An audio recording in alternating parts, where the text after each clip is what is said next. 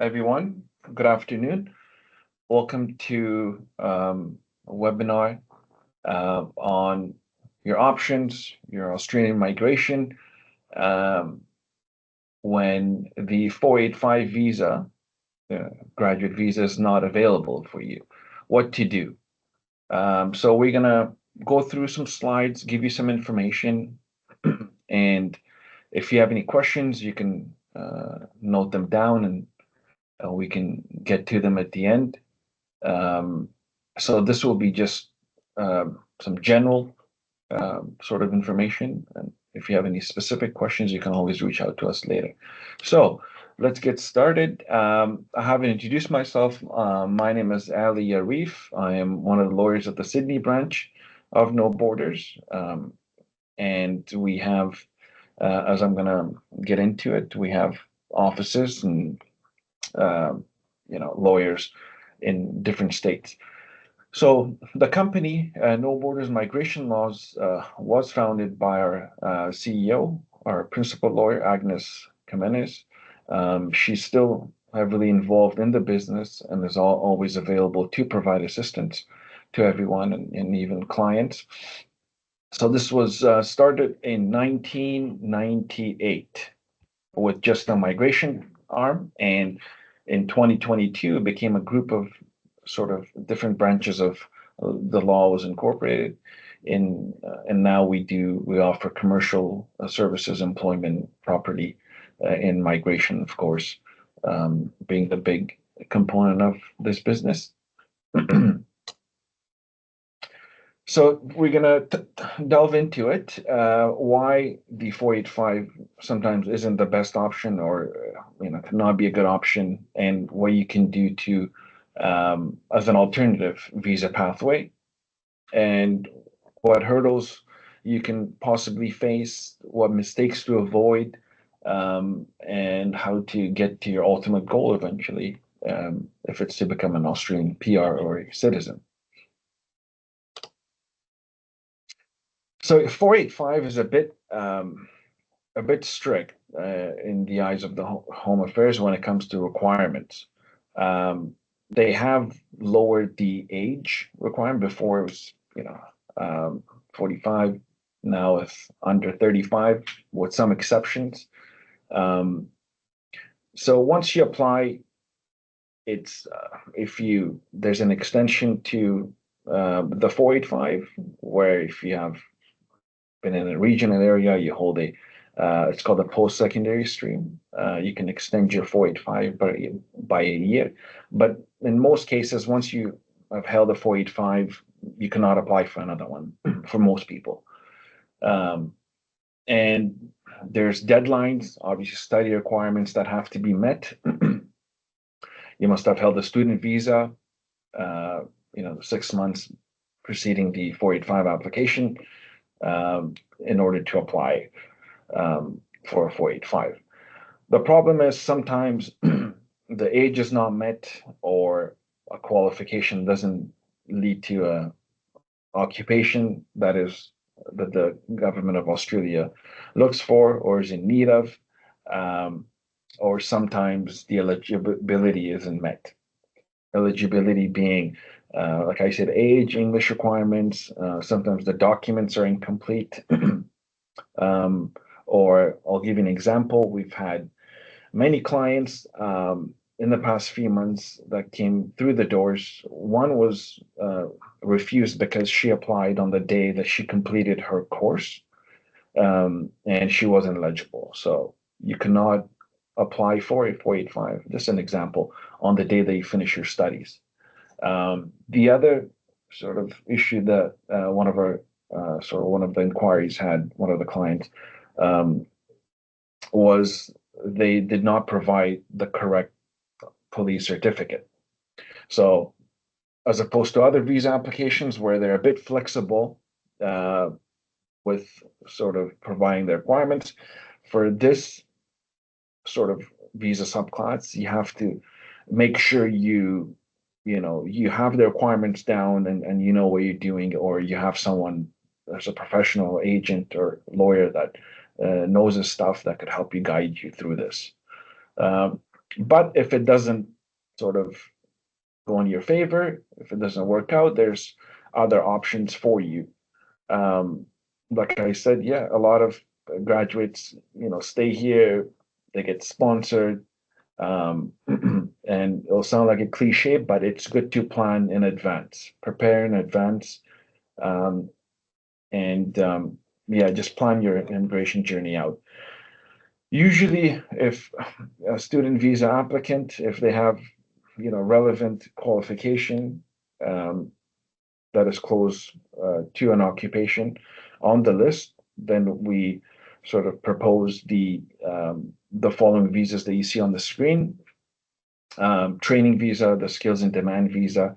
The training visa is a really good option. It's not only inexpensive, but the requirements are a bit lenient, and it's a good pathway um, to eventually doing that 482. It's a cheaper option, it's a safer option, and it gives you, once you're granted, you hold that 407 after the training visa for 2 years. And in that 2 years, you can get more work experience. You can find, show your employer, company that you are capable and of your duties, and possibly do another visa down the road. In some cases, if there's uh, adequate work experience, you can even do a skills assessment while on a 407. So it all depends, but it's a good sort of next step for if the 485 is not available. Having said that, you will need a company, a business, an Australian eligible business to sponsor you for the 407 and the 482. And for the 491, if you have, yeah, you can get sponsored by state, or if you have a family relative in a regional area, they can offer that if you meet the requirements. Um, and there's other visa options. You might be surprised, but uh, we've had a few clients last year that had a week or so remaining on their um, student visa, and then this other client had a few days left on their graduate visa, and uh, we put it to them that, hey, have you spoken to your employer, or have you do you have a partner?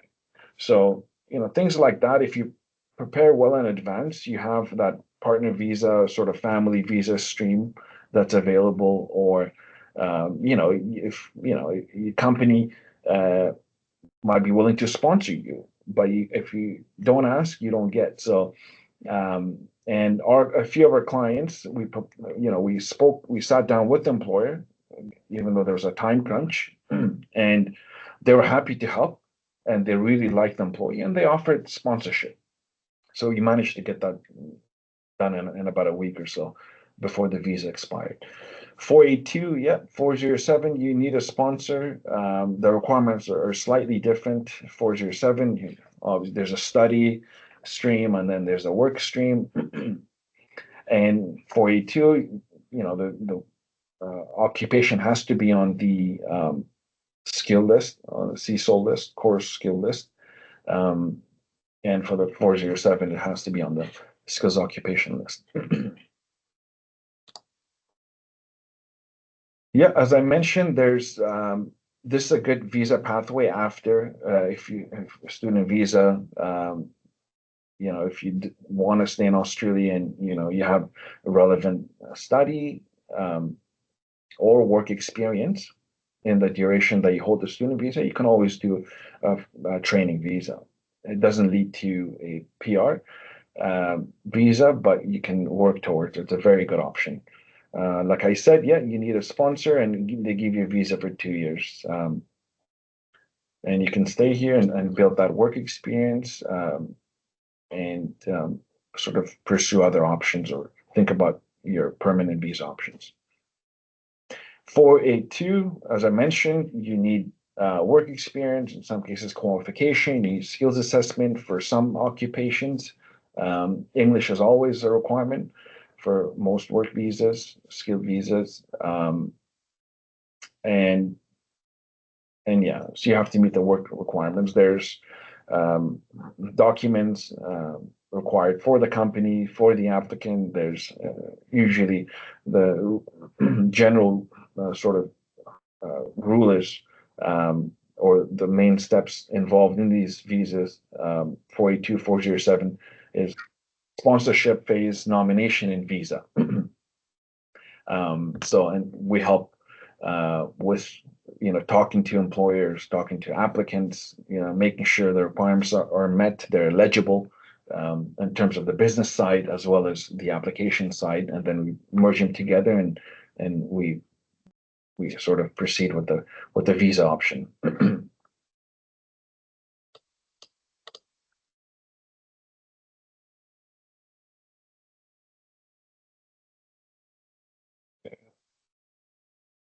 There's also the 491 regional. You will need a skills assessment. You have to be nominated for a regional area. Once you hold this visa for 3 years, you can transition to a permanent visa, but the requirement is that it has to be in a regional area. As I mentioned, there's the partner or family visas that is also on the table if um, uh, if there's no other options, you don't meet the requirements for the 407, 482, or 491. We can also assess your relationship with your partner, or family visas, parent visas, just depends on your circumstances. And we have sort of guidelines and instructions on how to meet eligibility and to be eligible for the visa.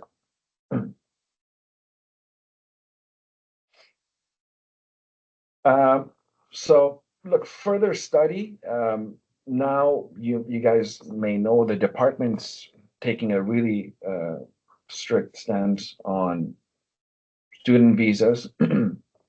So it's good to, as opposed to some other countries or where it's looked good, it's looked upon as good if an individual has multiple skills, multiple qualifications. But I've noticed for Australian migration purpose, it's best to stick to one occupation instead of hopping from here and there and different courses and qualifications, because department is trying to crack down on student visas, and this sometimes undermines those who are genuine students. So it's good to plan in advance, talk to a lawyer. I mean, we offer half an hour consultation for free. We can sort of, we have three cohorts of people. One who has a 485, or they have 2, 3 years left on their 485, and they plan well advanced. And then some are last minute, you know, they come in a few weeks or a few days before it expires and sort of want to explore their options. But it's best to plan in advance. So your lawyer or agent, whoever is assisting you, can sort of guide you and sort of what to enroll in, what to look for, what documents to compile and gather. Instead of sometimes, a lot of refusals we've seen is people applying for second student visas. It's very difficult. We've had 2 years ago, before the changes with, you know, stringent requirements for the department or cracking down. Before these changes, we've had um, an IT an IT professional who came here on a student visa, and he had a change of mind. He decided he wanted to continue or do childcare. So we've made that leap from, demonstrating that he is a genuine student, and he's genuinely a childcare worker, um, as opposed to remaining in the IT industry, which he wasn't fond of. So, but nowadays, if too many changes, changing courses, it's all red flags for the department, and it doesn't lead to anything. You want to stick to one occupation, fulfill the work requirements, instead of changing employers, changing occupations, and qualifications. Um, If you're destined to change your course and you want to study something else, you're genuinely into that, yeah, you can do that. But if your goal is ultimately to get a permanent residency or Australian citizenship down the road, then you want to plan it out and you want to stick to sort of one pathway instead of, looking left and right. As I've mentioned, yes, some people, some individuals, they wait until the last minute to look for, remaining further, look for options to sort of reside here. And but it's good to take advice, seek advice early on, um, before it's too late. Uh,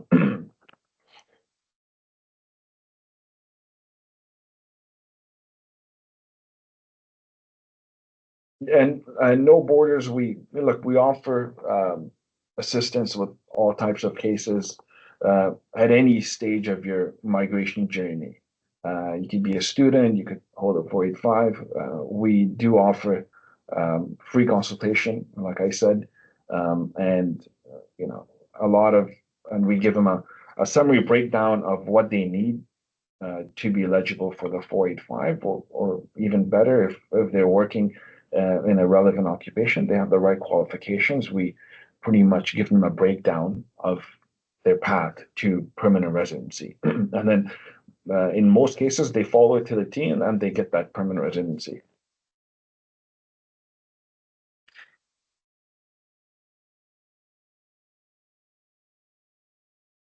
So, do you guys have any questions about what we've gone through? Yeah, Grant, where are the regional areas for Western Australia? Yeah, so good question.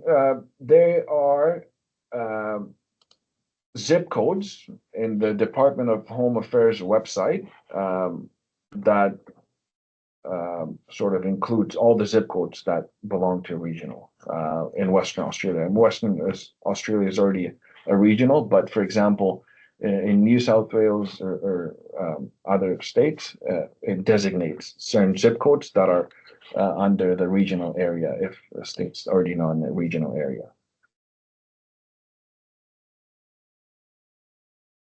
Yes. So Western Australia is considered regional.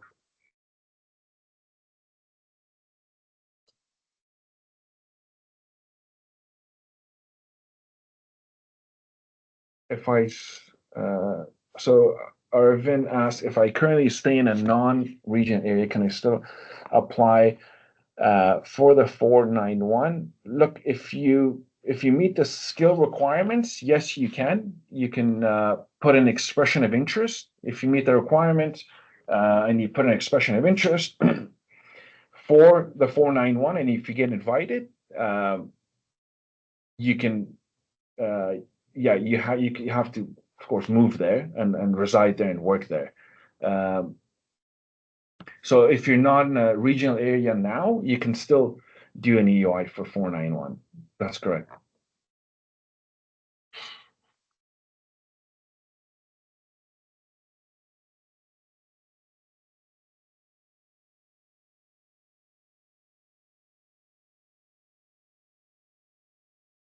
So we got a question from Sham. I'm studying a advanced diploma in civil and construction design. Once I get to finish company, let's listen.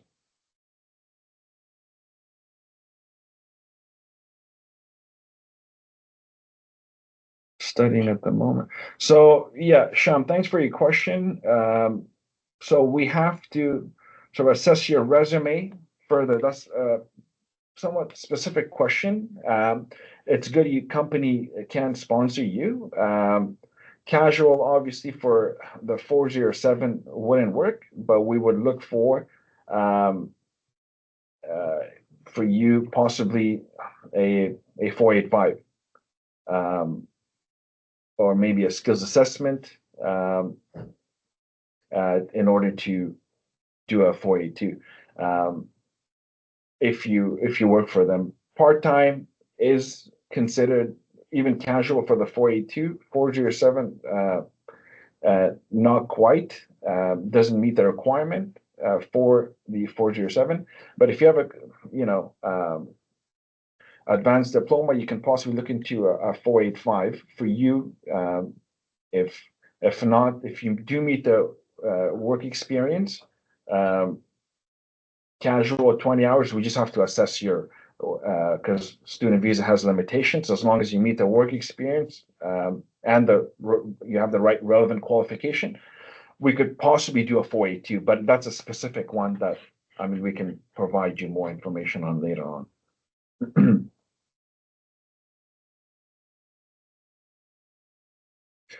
So Arvin, if my employer already, there's a question from Arvin, if my employer already has an approved nomination for 482, does that mean they can sponsor for 186 as well? So, so nomination, so yeah, so we don't want to get too much on the specifics. So 482 sponsorship has 482 has three steps: sponsorship, nomination, and visa. So the sponsorship is exclusive to the 482. Nominations is exclusive to the 482. So if your sponsor wants to sponsor you for the 186, they have to do a nomination. It's a separate nomination for the 186.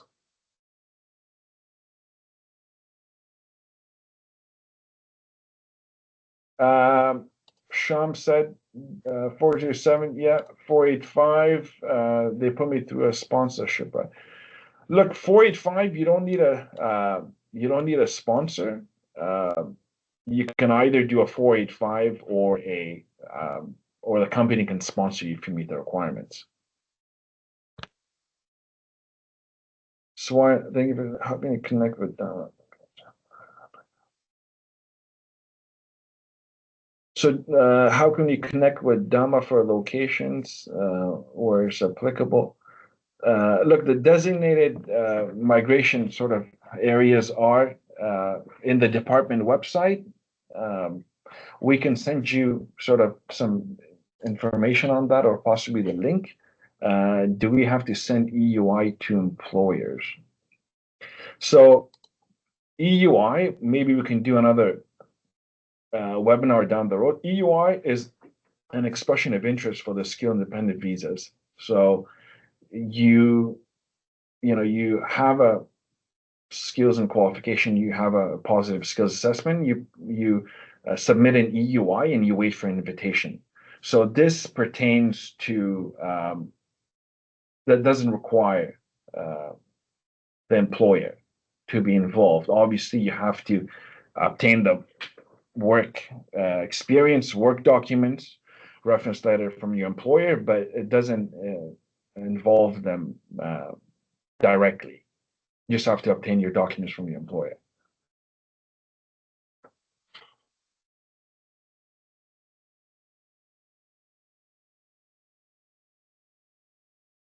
I think Soren's typing something.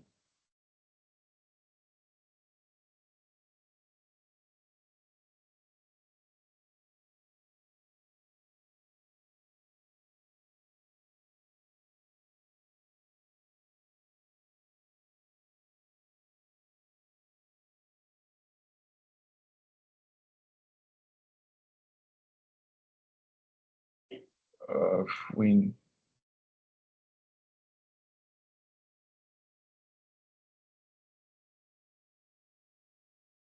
Yeah, go ahead.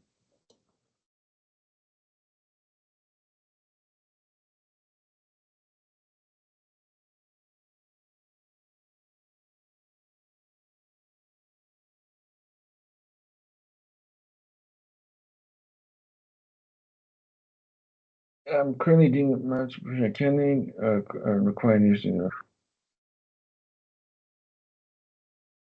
Soren, yeah, that's a good question, but it's a specific question. We'll get Marisa to or one of our lawyers to reach out to you to get more information.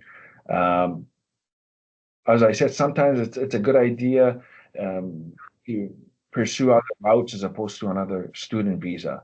Um,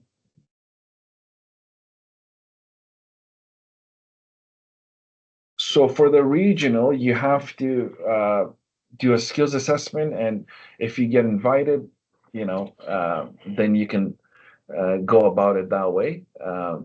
You can either get invited by state, or if you have family or relative that can sponsor you on your for your occupation.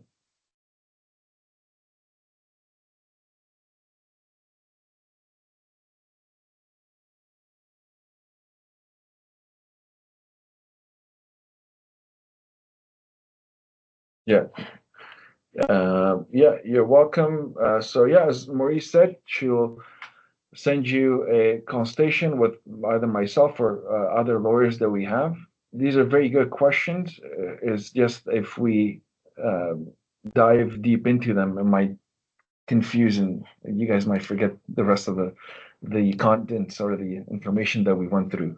Um, but hey, look, if you have visa validity, there's always a way. That's at least what we do at No Borders. We find a way for you, or we tell you what you need to do to meet the requirements, eligibility. But obviously, the biggest thing is for you to have a valid visa and some time for us to work with you on.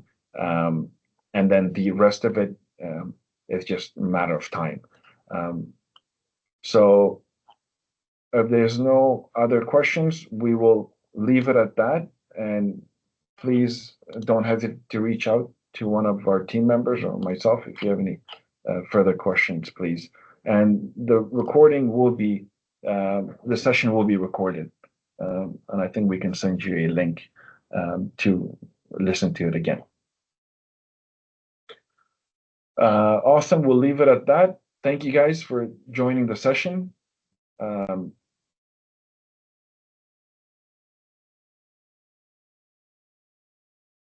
so Arvin, what we'll do is we'll contact you after this and break this down for you.